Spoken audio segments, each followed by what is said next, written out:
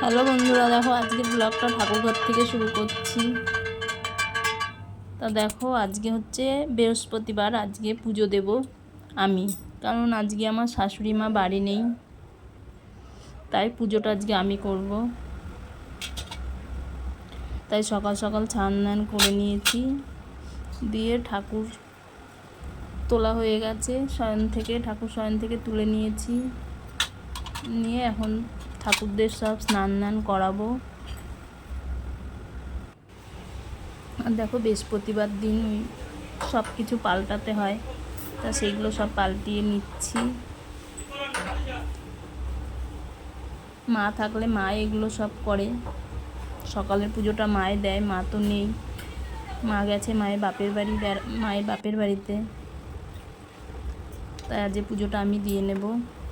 দেখো পুজোর এই ঠাকুর স্নান করানোর জল রেডি করে নিচ্ছি, ওই পঞ্চামৃত দিয়ে সব দিয়ে ঠাকুরকে এখন স্নান করাবো। দেখো আমার স্নান করিয়ে ঠাকুর সব রেডি করা হয়ে গেছে, ঠাকুরদের সব পোশাক পরানো হয়ে গেছে। এবার ঠাকুর সব সাজিয়ে নেব, ঠাকুরের ফুল দিয়ে আসনে সাজাবো।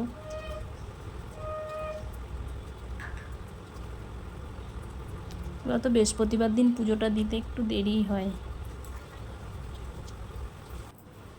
তো দেখো আজ বৃহস্পতিবার যেহেতু এর জন্য ঘট বসাবো, তাই আমাদের ওই মাটি দিয়ে ঘট বসাই, গঙ্গার মাটি দিয়ে ঘট বসানো। আমি একটু মাটি দিয়ে নিয়েছি, তারপরে ঘরটা বসিয়ে দিচ্ছি।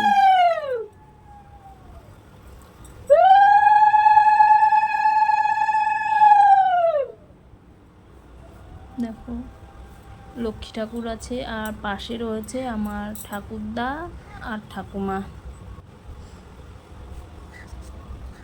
কারণ ওনারাও হচ্ছে গোসাই, তাই ওনাদেরও সিংহাসনে রাখা হয়েছে।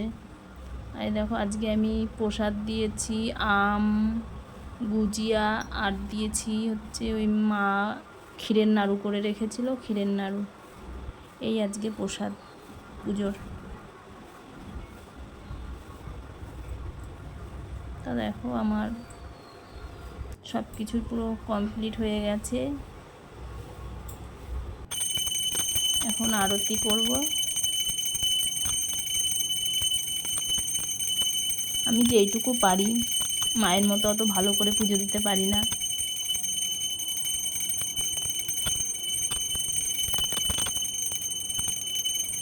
আমি যেমন করে পারি সেইভাবেই দিয়ে দিয়েছি।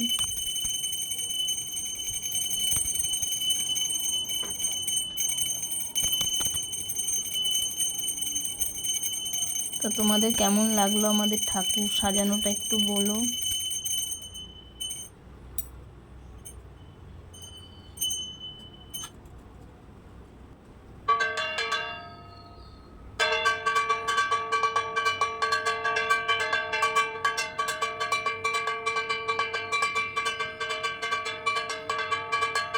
দেখো পুজো দিতেই কিন্তু অনেক দেরি হয়ে যাচ্ছে, অনেক টাইম লেগে যাচ্ছে। তারপর আবার দেওর বলেছে দেওরের ঘরে পুজো দিয়ে আসতে। তো দেখো আমার পুজো হয়ে গেছে, আমি ঠাকুরের বাটাটা নামিয়ে নেব। তা আজকের ব্লগটা তোমাদের কেমন লাগলো তোমরা অবশ্যই জানিও। সবাই ভালো থেকো বন্ধুরা।